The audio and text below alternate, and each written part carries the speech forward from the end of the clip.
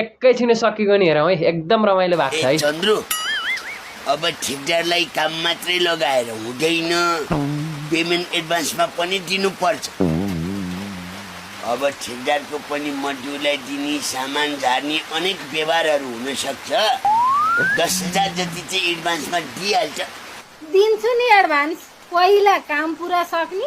अनि मात्र पैसा माग्ने काम नसकिकन त 1 रुपैयाँ पनि दिन्न तेरिका काम त सकिहाल्नुहुन्छ नि उहाँ त्यस्तो फटा मान्छे होइन के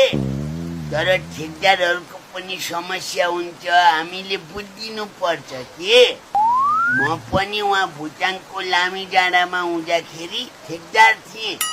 सानो तिनो ठेक्का पट्टा गर्थे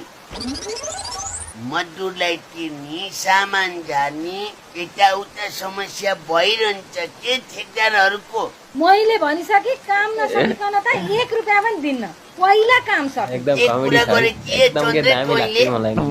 मजदुरलाई तिर्न किला काटी झार्न पैसा चाहिँदैन उहाँलाई मजदुर मारा कुरा भयो तेरो